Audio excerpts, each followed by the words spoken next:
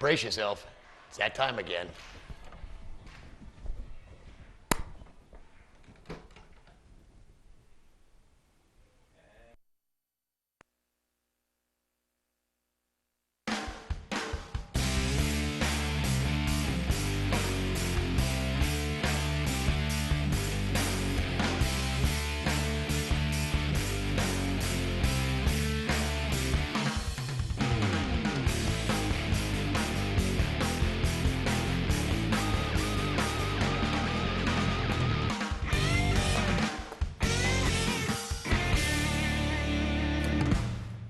How's everybody doing tonight?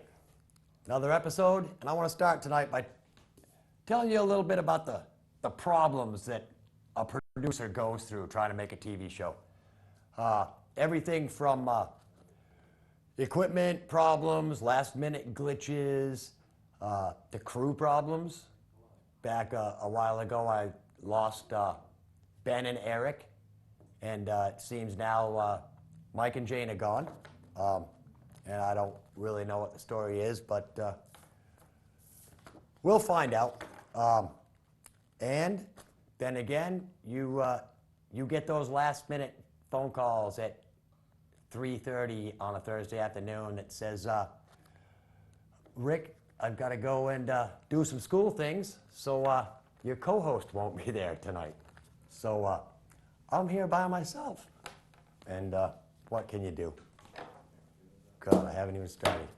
You know, and being the 6th anniversary week of 9/11, I was going to read all of the names of all of the people that died, but I won't do that. I won't subject you to that. I'm sure, actually, I'm probably sure somebody did that.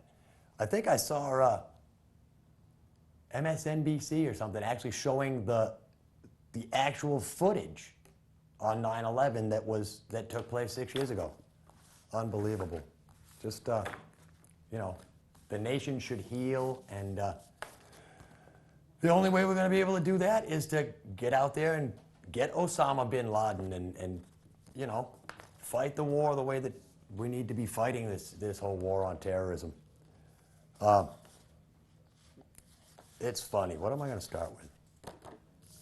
Start with a little news, because you know, and these are the stories that I really hate to read because they give potheads a bad name, really, and they all involve kids.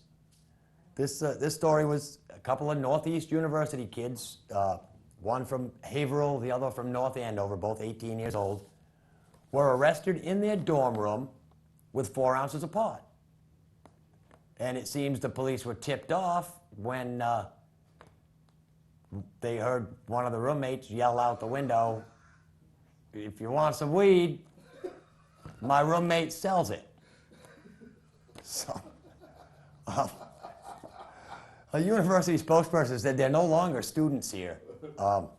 Apparently too stupid for college. Someone came back. Did you see that? I'll do that story again. It was so good.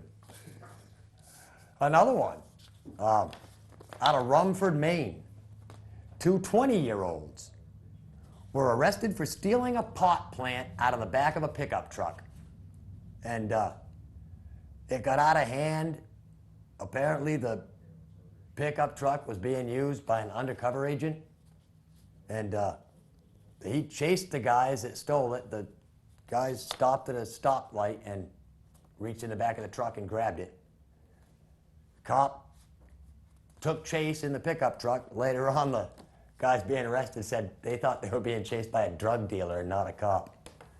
But, yeah, I mean, you can't just, I mean, even if you see a pot plant in the back of a pickup truck, it's, you know, if you're an upstanding citizen or if you're just a hard ass, then call the cops.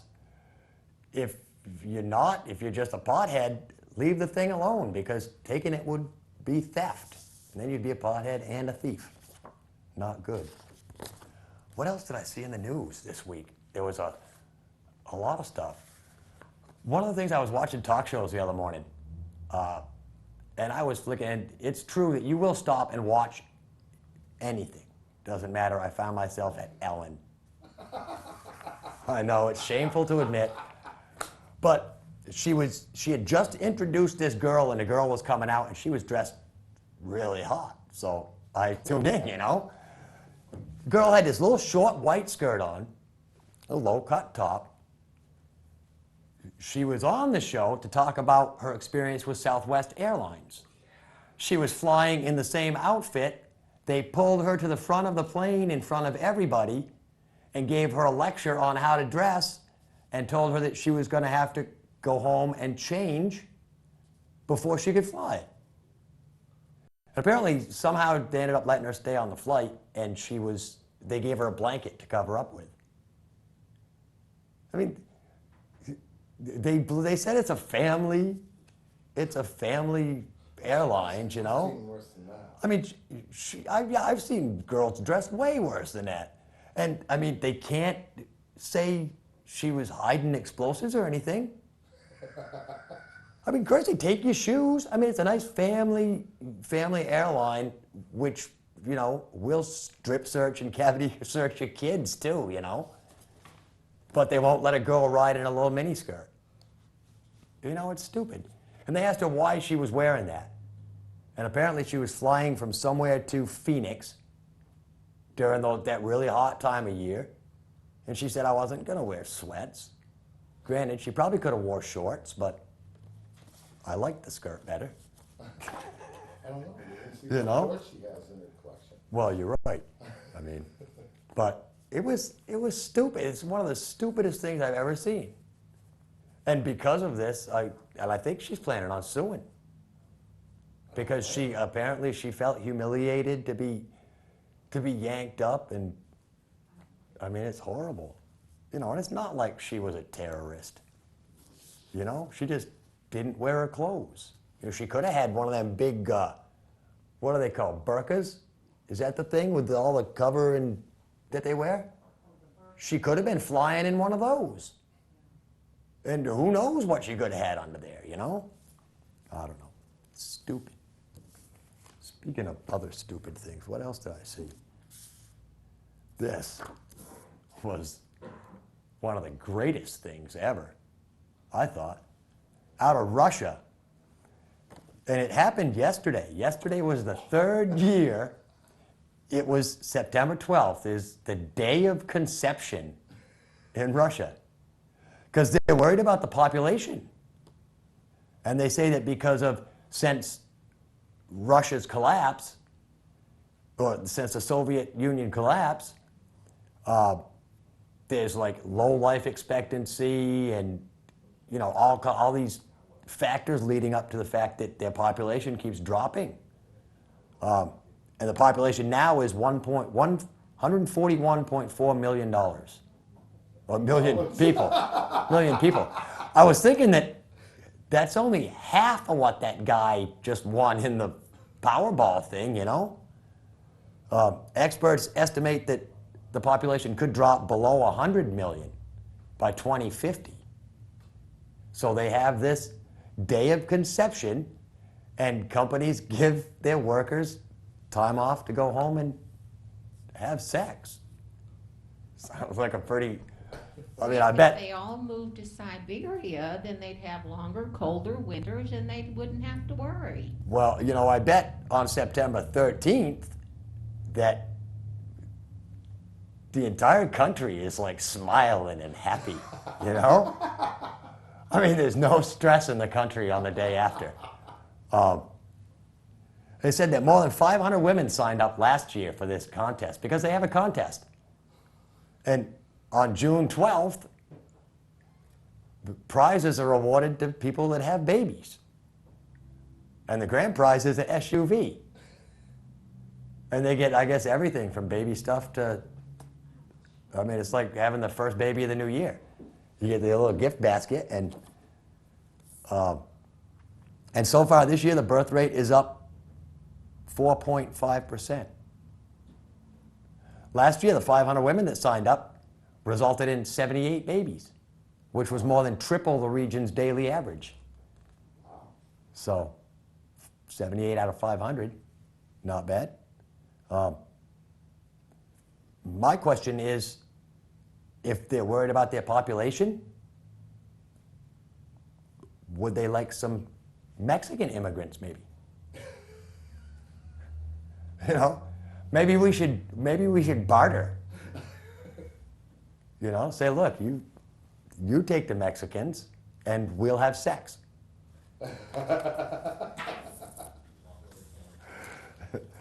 And speaking of sex, this is one I was really hoping that Alethea was going to be here for this. This is a sex survey that was done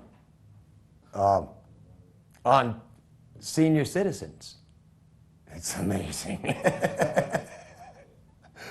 It was published in the New England Journal of Medicine, and the survey involved 2-hour face-to-face interviews with 3,005 men and women ages 57 to 85 years old.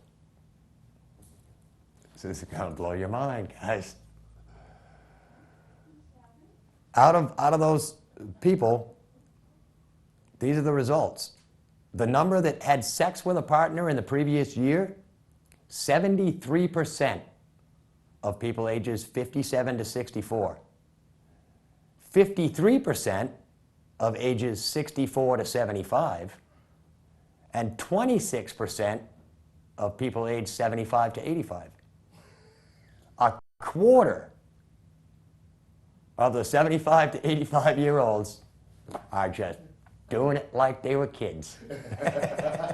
Well, maybe not like they were kids, probably a lot slower. Let's see, what else did it say? Half reported at least one related problem. Half of the people in the survey. And the most common was in men was problems with their erection. And along that same lines, 1 out of 7 men have used Viagra and other substitutes to improve sex. The one major related problem, the highest in women, was a low desire. Now, there were differences in men and women, too, because the older women were less likely to be having sex due to the fact that they'd lost their mates, never gotten rehooked up. There were more widows than widowers. And it was the one thing that really got me in the article was it talked about the fact that older people don't talk about sex as much as the younger kids do. And it's really a shame. It said only 22% of women and 38% of men have discussed sex with their doctor since age 50. Now, I don't know what happens at age 50 where all of a sudden you have to stop talking about sex. Or maybe it's just with doctors. But, I mean, problems come up, you know, I mean, it's normal. And it said the most, the question that was most unanswered was questions concerning frequency of masturbation. I mean, it's weird. If you're hungry, you feed yourself. You know? If you're horny, take care of yourself. You know? I mean, it's the safest sex there is. What else? How are we doing on time? We're doing crappy on time, aren't we? What else have we got? I thought I was going to have half another show here. Which reminds me, I'm going to put out the call right now. Because, I mean, just like all the other real professional talk shows, when one of the co-hosts is out, there's always a fill-in. If you want to be a fill-in co-host, email me, headforlaughs@hotmail.com, and, you know, in the subject matter, put fill-in co-host, and I'll get in touch, and yeah, I mean, someday I may want a day off, a Thursday. Again, Alethea would have been so mad because I've got the whole weekend off again. Nice, don't have to be back till Sunday. I had today off, I had yesterday off. I worked 2 days this week. Nice, nice. But it's all right. This, I wanted her to be here too. Because this I saw, and this is exactly what is wrong with this country. No, never mind. I'm not even going to show the picture because it's not worth it. It's handbags. $52,500 for a handbag. It's Louis Vuitton. Of course, big designer thing. And the big gimmick, he took 14 other purses, cut them up, sewed them together to make this ugly looking thing for $52,500. Beyonce bought one. I mean, I've got a whole drawer full of Sun Foods bags. They do the same thing. God. It's all about the money. Oh, man, football. No, let me get to crew call. Let me get to crew call because we've got a new segment starting a little bit later. I mean, we're down. This is bare bones crew. We've got Greg. Right now he's manning camera 3, but he's manning every damn camera in the place, as well as any other utility work, cable running, and everything that he needs to do. And in the booth, we've got Greg, we've got Bruce and Andrea.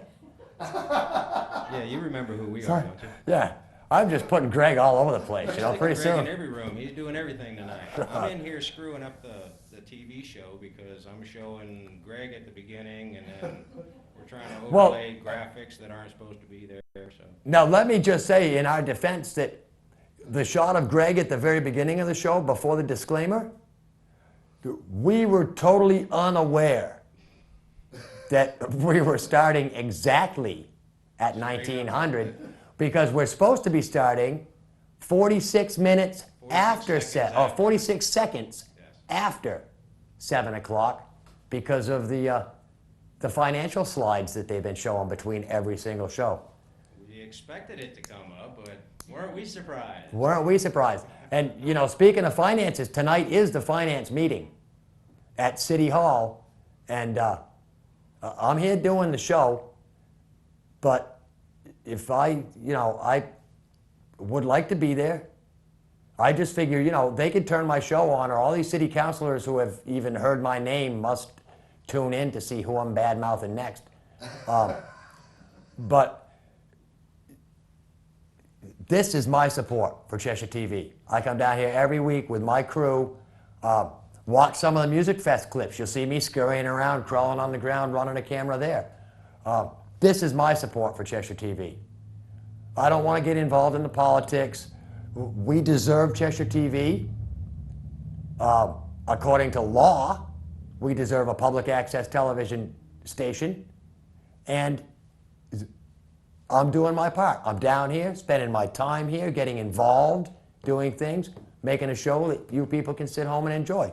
Or not enjoy. I don't, you know, I'm not going to make up your mind for you, but by all means, if you don't like what you see here, change the channel and watch something you're paying a lot more for. Or come on down and make your own show. Or, exactly, come down and make your own show. Volunteer some time down here and see what it's all about. It's a lot of fun to come down and get involved. It is a lot of fun. So, of course, I went off right in the middle of crew call, didn't I? And I just noticed that you'd pulled me back up on the camera when the focus is supposed to be in the booth. Here we are, Rick. We're still here to support you. Thanks, And Bruce. speaking of support, we're not worried about our fans or our viewers going down and supporting Cheshire TV at this financial meeting. Oh, no, and Lee said he might not even get on the financial meeting billboard or however the hell they do it. They guess they draw issues out of the hat or something. And he has no idea when he's actually gonna be able to present the case for Cheshire TV. So, I mean, after the show, swing by City Hall, see if the lights are on, and pop in.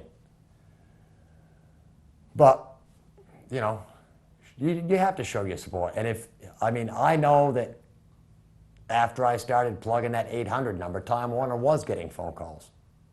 You know, maybe my audience is just the more lazy type. I mean, they won't go to a financial meeting. They'll sit and watch me every week, but they won't come down and see the show being done live. Except for And five hard to ladies. even get people willing to send you an email and tell you whether they like you or whether they hate you or whether you just.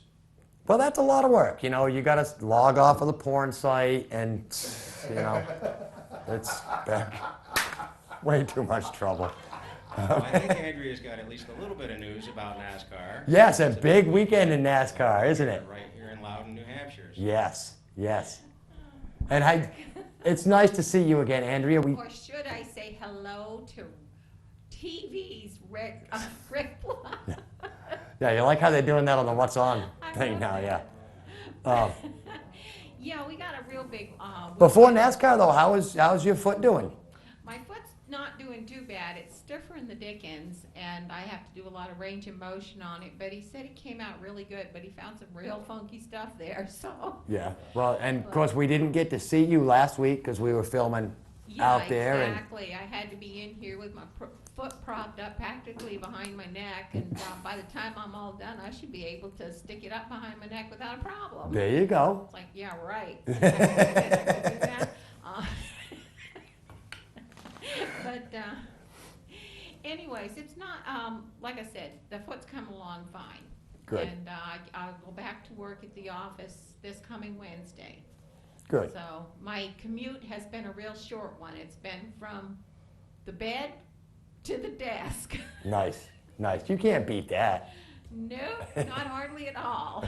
God. Sometimes I don't comb my hair until 10 o'clock. Hey, you can work in your underwear. Well, I didn't go that far. I did work in my PJs for a bit, though. There you go. There you go. Yeah, Bruce said he thought I didn't get out of my pajamas at all for days and days and days. Well, we missed you for the week that you weren't here, so it's nice to have you back. And now we can get caught up on NASCAR, because Yeah, well, we'll get caught up as best we can. First of all, last week at Richmond, Jimmy Johnson took the race, but that was no big deal for him one way or the other because he was already locked into the chase. Unfortunately for all of us junior fans, and I'm one of them, even though I root for Truex Jr., I'm also a Dale Jr. fan, he did not make the chase. And it's kind of sad, but you know, sometimes that happens. He was 6 laps from finishing the darn race when his engine blew. And I want to say it's like 5 engines for the total of the year, and it really sucks. But there's not much you can do about it. If you're going to blow an engine, you blow the engine. And I'm supposed to be looking at Greg and doggone it, I dance a little better, why don't you?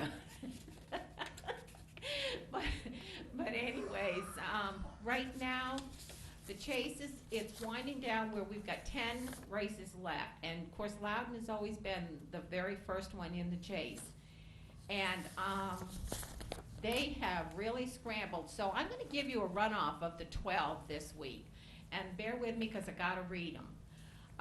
Right now, we've got the way they shook out, because as you all know, they take the 12 drivers. They give them all the 5,000 points. And then what they do is they seed them according to how many races that they have won throughout the year. So even though Jimmy Johnson didn't leave Richmond with the most points, he ended up going into the chase in first place. So your chase starts with, because Jimmy Johnson had won 6 races over the year, he's in first place. Jeff Gordon he had 4 races, so he's your second place driver. Tony Stewart with 3 wins. Carl Edwards with 2 wins is now in 4th place. Kurt Busch, who if you remember had actually lost 100 points dropped all the way out of the standings. He fought his way back. And I'll be doggone if he didn't come in there, he's in 5th place. So that's pretty commendable for him. So, Kay, I told you, don't lose hope. Denny Hamlin, who was running second in the points throughout the whole season, or a good deal of the season, he's down in 6th place. Martin Truex Jr., 7th place. Kyle Busch, I'm sorry, I skipped over Matt Kenseth. But, yeah, he's just one of those dry sense of humors. You never know him anyways. He's in 8th place. Kyle Busch, and that's terrible. I shouldn't say that, should I? And Kyle Busch in 9th. Jeff Burton and Kevin Harvick 10th and 11th. And that's because from Denny Hamlin, 6 on down through the 11th position, they all had won one race. And unfortunately, Clint Boyer hadn't won any races, but he still scored high enough to get into the chase. He ended up as in 12th. So that's where your 12 chase drivers are right now. Now, they'll go on from there, and we'll see what shakes out. So now it's only like 5,000 to 5,060. That's what pretty much separates the men from the boys. So we'll see. It's anybody's game at this point. So, who knows? The other thing is there is a big conspiracy theory going on. It's like, oh my, in the dead of the night, did Teresa sneak into DEI and sabotage Junior's motors? Junior is saying, please, cut it out. This is ridiculous. And we all know that she would have to have all sorts of little guys running around with her, sneaking on in and sabotaging the engines. It's not going to happen. Come on, guys, get off it. This is absolutely ridiculous. This is the most... Yeah, like Bruce said, no grease under her fingernails. This is asinine. DEI knows, without a doubt, that if they screwed with Junior's vehicles, that they would be taking a major hit as a company. Their credibility would go down seriously. And I personally don't think that she would sully her late husband, Dale Sr.'s memory that way. I think she thinks better of him than that. So, anyways, Bruce is trying to get me to hurry up. So that being said, any of you that can get up to Loudon at all during this weekend to watch the race, go ahead and do it. If not, try to catch some of the chase races live, or at least watch them on TV. But other than that, we will see you next week. Bye now. That's great, and I'm going tomorrow.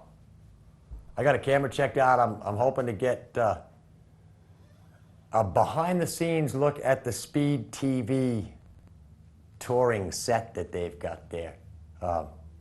I'd be really interested to be able to show you folks their control room as opposed to our little Cheshire TV control room. And I hadn't heard about the Teresa Earnhardt thing. That was the first I'd heard about it. The whole conspiracy thing, yeah. And I'm upset this week because I am done watching football. I will never watch another football game because now there's this whole like Patriots gate or something. And I didn't watch the story. It's some crap about spying on the other team, or what is it, having people taking pictures from behind the bench and flashing them over so that they know what's going on.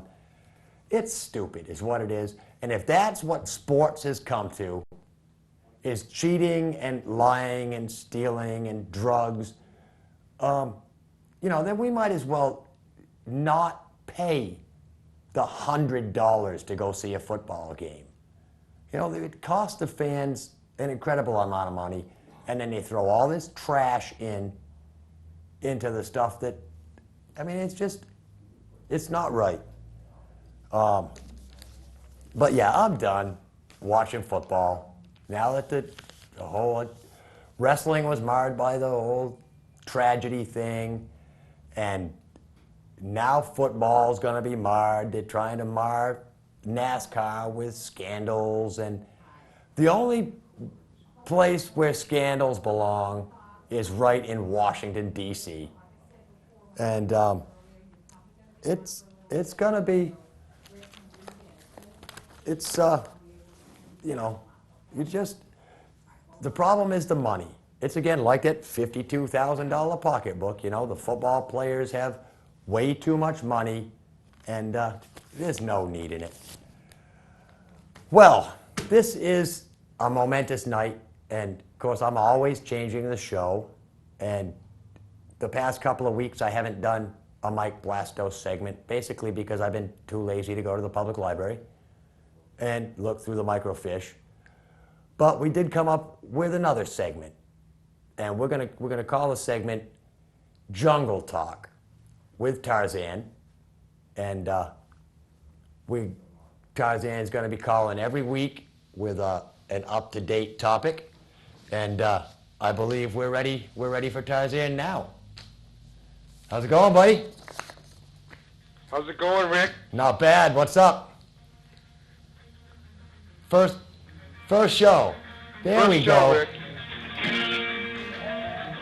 There we go. Jungle Talk with Tarzan. That's perfect, buddy. And it seems to fit you. This is Wilfred A. Broussard, Lieutenant Colonel retired. He's out of Peterborough. And he wrote this letter, and I'm going to read it. We must stop the war. To the Sentinel, Specialist Matthew Campbell. Can you hear me okay, Rick? Yeah, you're coming in great. Matthew Campbell walked into a police station in Cicero, New York, on July 29th, pointed an assault weapon at the officers, hoping to commit suicide by having the police kill him. The weapon was a pellet gun. This soldier had just returned after 16 months of combat. The headlines in newspapers read, "Soldier Suicides, Deployment Stress Linked to 26-year high." Incredible. 1/3 of soldiers that took their lives in 2006 did so in war zones, Rick. Suicides of female soldiers, Rick, more than doubled from the previous year. That's incredible. Divorce rates are averaging 33% per year. What has this despicable president done to our valiant men and women? Bush's preemptive war will destroy the very foundation of our beloved country and its military. I asked during the last presidential election, please tell me why our children are dying in this Bush war. The question is still valid. Why? A recent Gallup poll found that 32% of the population does not know who General Petraeus is, Rick. Remember, we talked about that. Yeah, we did. We all hoped that this report would result in the beginning of our departure. However, Bush will ignore the report, and he's on tonight, formulate one that's favorable to staying in Iraq. Well, I don't know what the hell's going to happen. These people will believe Bush. I beg my Republican and independent friends not to support any Republican candidate that favors the stinking war and continues status quo. We must face the fact that it is a civil war, Rick, and we can only die and not make any differences. There may never be a unified government. Do not vote for anyone that favors this war. Please, Lieutenant Colonel, retired, Wilfred A. Broussard. What a trip, huh? Yeah, those Wow. are some scary statistics. Yeah, and that wasn't something that, geez, you know, you don't want to read something like that in a paper. This guy's pouring his heart out, saying, Yeah. I don't want any more of this. This guy put his reputation on the line, stepping up against the war. That's my opinion. And if someone else has a different one, then they can email you and tell you, you know. Yeah, And no, I think he was very well spoken, and I mean you can't deny statistics. Oh, no way. That's an incredible statistic. We read this article the other day together, and it's still flabbergasting. This guy is an amazing writer. Just for this letter, and my hats are off to him. And don't forget, Navy Day is October 15th. All you Navy guys. And geez, you know, I'm done with freaking football too, Rick. I'm not gonna, Isn't I that got nothing something? else it's nothing for me anymore, you know. I don't care. Yep. I'll just watch a good freaking movie, Exactly. you Exactly. know. And they got the hockey guys, the football guys, the baseball guys, the freaking they're all cheating. The basketball ref. Yep. What the heck? This didn't go on in the old days. Well, maybe it did, maybe it didn't. I don't remember hearing about it. If In it our did, kids. it was real low key. It must have been. It must know? have been mob controlled. You know, Yeah. we got the mob controlled thing going on. Yep. Well, you know what? I'm gonna leave you to your show and or our show to continue on, and that's it from the jungle, Rick. All right. Thanks, Tarzan. And we'll look Okay. forward to hearing from you next week. Okay, Rick. All right. Night, buddy. All right. Good night. Yeah. And even when I was in the peacetime Navy, divorce was high. You know, I mean, because it's a horrible life for a family, especially the Navy. Tarzan was in the Air Force. He was stationed in Germany. And I'm not sure if he was married, if he could have taken his wife with him. But when you go out on a ship, you can't take your wife with you. So you leave the wife to take over the entire family while you're at sea. And, you know, it takes a strong woman to put up with a Navy man's life. So, yeah, divorce rates were high. But then these days with the war, divorce rates are even higher because there's such higher stress levels. At least when we were deployed on a ship, you knew when you were coming home. These boys are told when they're coming home, and then they're told, no, you're not going home on that day, and then you're going to go home on this day, and then, no, you're not going home on that day, you're going to be here another 6 months. And it's not right. And as far as the suicides, that's just incredible. And it is. I'm sure if you look back to the Vietnam War, you'll find the exact same things were happening. And it is sad, and we have to figure out, and at this point, I think we've gone too far to just pull everybody out and forget about the area. Rick, I probably lived through more of the Vietnam War than the rest of y'all in here because I am older. And I know that when one of my brothers was there, you know, some of the stuff he didn't even want to talk about coming back. Right. But the increase in drug use was absolutely rampant. The guys that the divorce rate went up.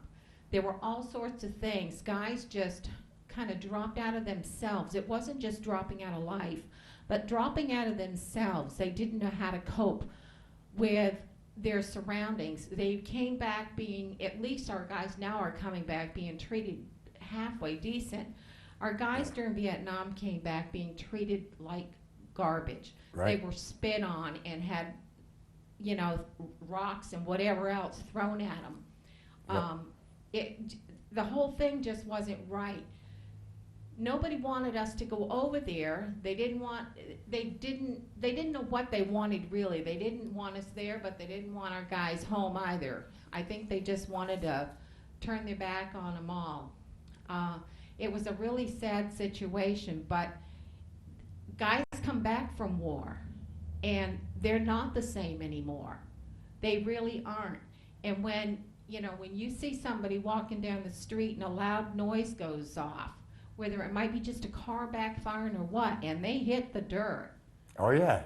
Yeah. Because they just don't know. There's a problem there. Yep.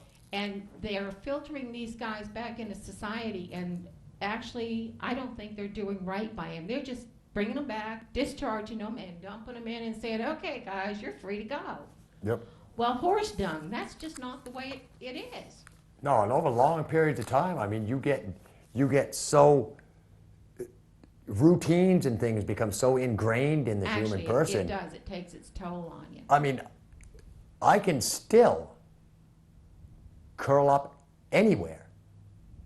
The front seat of my car, any space that I could sit and take a 20-minute nap and be ready to go again. You know, just anywhere. And it's weird. People go, well, how can you sleep, you know, sitting on the ground, leaning against the tire of your car? It's easy. You know, you let yourself relax and you drift off. And, you know, but yeah, and if you're in an atmosphere where you're seeing death and destruction every single day, you have to pull inside yourself.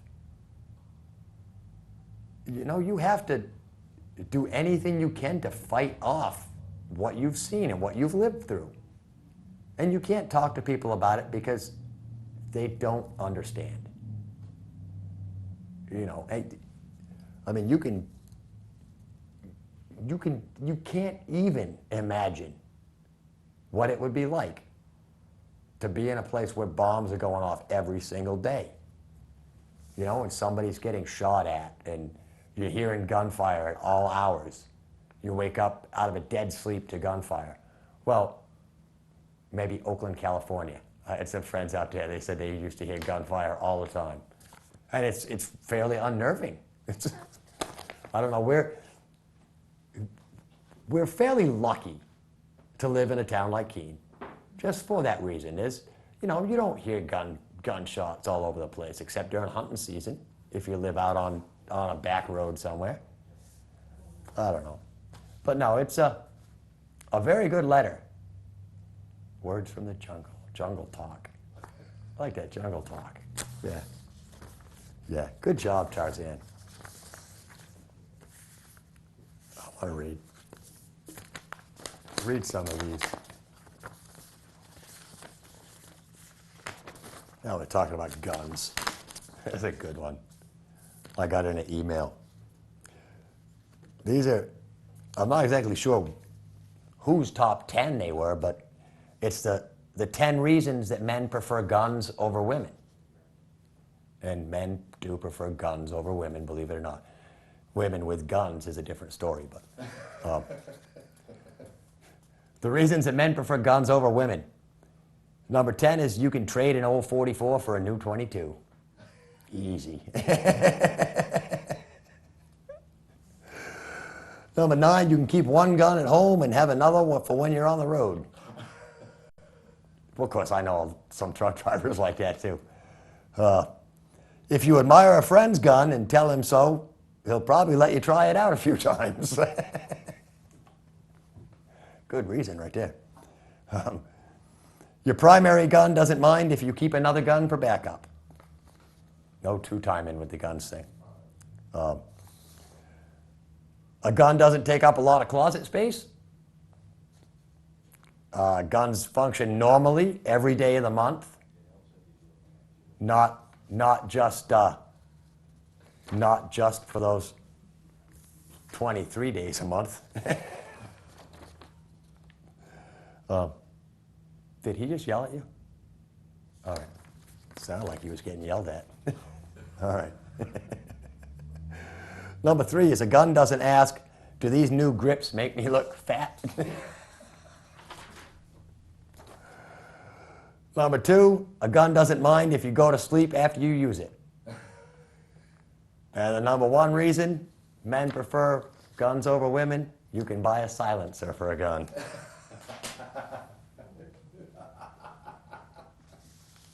That one made Andrea kind of mad. What else have we got? This is a story I found. Actually, let me go to this one. Because this was, oh no, this one's even better. Tarzan pointed this out.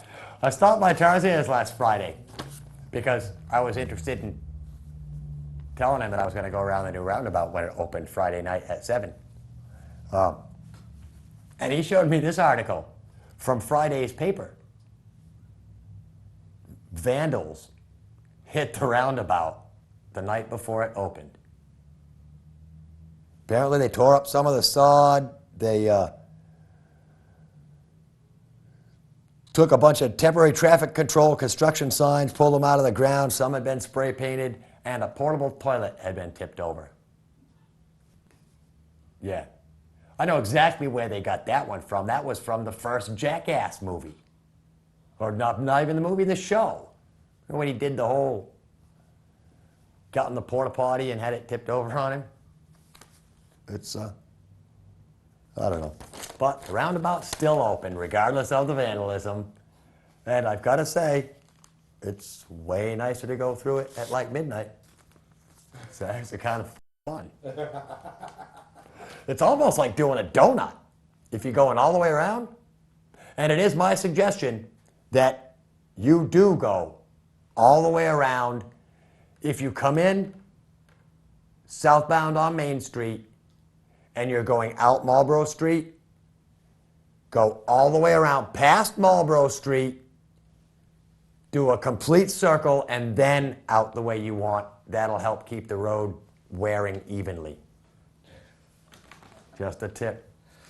And it freaks people out too. I did that a few times at the hospital roundabout after it opened. I did like 5 laps there one day and had people just looking at me scratching their heads. I was lost. I've done about 100 laps around Central Square. Tarzan also called me yesterday. He called and he says, hey Rick, I just wanted to tell you, I went through the roundabout down there on Route 10 and saw the remnants of 2 accidents. Just so you know. I haven't seen any accidents down, haven't heard any accidents down on Main Street and Marlboro Street yet, but That's because nobody wants to use them. Anybody I've talked to said they hate that one at Marlboro Street. They said they think it's horrendous. you know Make what? you go around in circles like you're on a merry-go-round. Yeah, and the inside curb is almost like the berm on a racetrack. You know, the inside berm on a racetrack, how it's not very big, it's just that little, it's like sloped up. You can actually get a couple tires up on there and wheel right around real nice.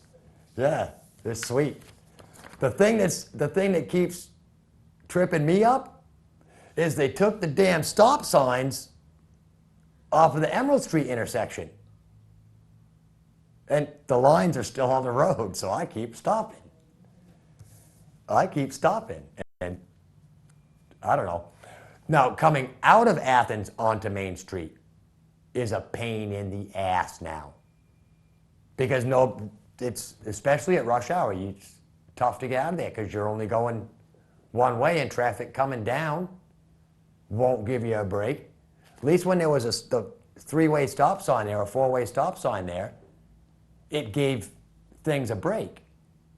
And nobody ever stopped for long there. You know, you stop, you yield to a couple of, you know, everybody has to do their part in traffic or else it doesn't work. You have to be courteous. If somebody's waiting to get out, for God's sakes, let them out. It's going to cost you 5 seconds. You know, I actually motioned somebody, what was I doing? I motioned somebody out at an intersection one day, and the guy looked at me like I was crazy. He gave me this dumbfounded look, like, why are you letting me go? You know? I mean, leave a couple minutes earlier. You don't have to be in such a rush. You can stop, enjoy the traffic. That's what I do. Of course, I get paid to drive around, so it doesn't bother me. I mean, my base pay kind of isn't all that great as a driver, but, you know, my tips are big, you know? The more deliveries I have, the more tips I make. The faster I can get to a place, the more deliveries I can make. And pizza guys should have, like, emergency lights, I think. Pizza delivery guys, I think, should have emergency lights.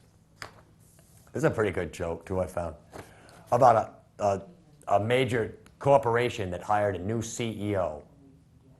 And they hired this CEO because he was going to cut the fat from this company, and he was going to make a difference in this company. So the new CEO is taking a tour of his company one day, and he's walking down through, and a lot of people are working, you know, and he sees one guy leaning against a wall. And he walks up to the guy leaning up against the wall, and he says, "How much do you make a week?" The guy says, looked a little confused, and he says, well, I make about $400. The CEO whipped into his pocket, pulled out a wad of money, handed it to him, said, here's $1,600, consider it severance, get out of here and never come back. So the CEO was, pretty proud, thinking he just, showed all the other employees exactly what he's capable of. And he turned around and he says, now, can anybody tell me what that guy does here? They said he was the delivery driver for Domino's. He got a good tip. What a tip, yeah.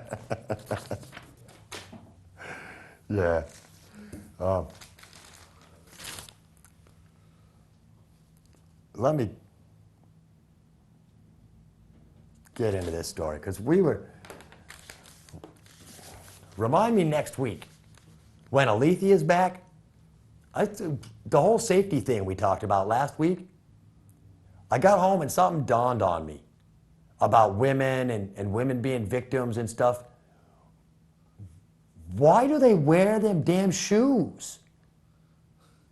They're big old high heels, strappy. I mean, you can't run away from somebody in high heels. But it makes their legs look good. It does look good. But they get attacked on the street and then, they whine and complain. Wear some sensible shoes. Wear something you can run in. Especially, if you're going out at night, sure, you want to look good, but don't be walking Main Street, Railroad Street, Church Street at friggin' 1 o'clock in the morning with high heels on. They're just begging for trouble. Or at least some that, wear some that slip off easy, so you can poke the guy in the eye with. That would be the only reason. Maybe something that you could whip off real quick, maybe like nunchuck sandals or something, Yeah. Put a couple eyes out, I don't know. But it struck me, and I wanted to ask Alethea, being a woman, why they do that. But we were talking about the dating stuff, and this is that article that says men go for looks and women are fairly choosy. It was a small study, and it only involved 26 men and 20 women in Germany, no less. But the participants ranged in age from 26 to their early 40s, and they took part in speed dating. It was a speed dating thing, which is fairly stupid. But in the study, the participants were asked to fill out a questionnaire about what they were looking for in a mate.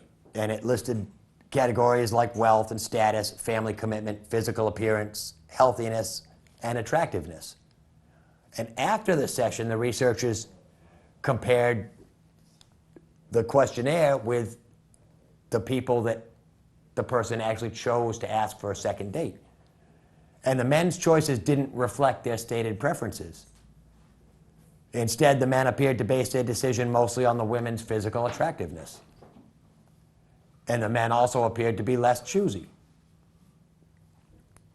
Says they tended to select nearly every woman above a certain minimum attractiveness threshold. And I don't know how they judge that in Germany. I've seen some of them ladies over there. Yeah. Women's actual choices, like the men's, didn't reflect their preferences, but they made more discriminating choices. And they said the women were aware of the importance of their own attractiveness and adjusted their expectations to select the more desirable guys. And it said women made offers to men who had overall qualities that were on a par with the women's self-rated attractiveness. They didn't greatly overshoot their attractiveness. So, and apparently it was because part of the goal for women is to choose men who would stay with them. So, yeah.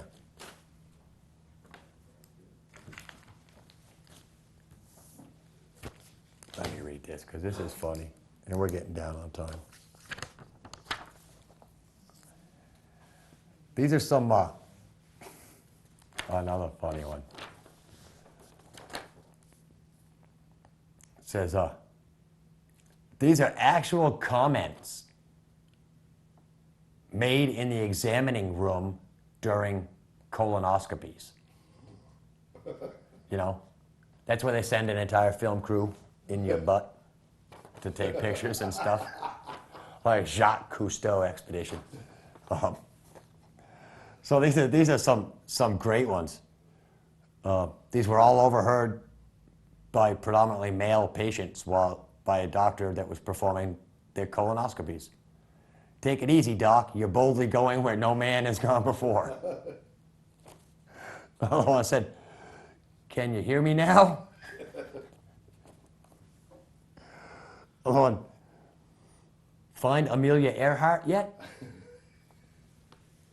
See, I've never had one. Are we there yet? Are we there yet? Are we there yet? This one, I think I've heard during just a regular, proctology, one of them little exams that all the guys take, the little finger exam there. In Arkansas, we're now legally married. Oh, this was a good one. Any sign of the trapped miners, Chief? I mean, that was either a cat from West Virginia or Utah. Somebody said you put your left hand in, you take your left hand out. One guy says, hey, now I know how a Muppet feels. Maybe even worse. One guy said, hey, Doc, let me know if you find my dignity. 1 minute. One guy says, God, now I know why I'm not gay. And this was the best one. And somebody actually said, could you write a note for my wife saying my head's not up there? Yeah. Last time I had one of those little finger exams, I just went, ooh, yeah. Oh, I mean, ow. Really freaked the doctor out. Alethea will be back next week. I want to thank my crew, Greg and Bruce and Andrea. Everybody else is gone, so we'll lock the place up when we're done. And join the fight for Cheshire TV. Get right over there to that finance committee meeting right now, because we're about to go off the air. I want to thank my sponsors, Mom's Tattoo, Gemini Screen Print.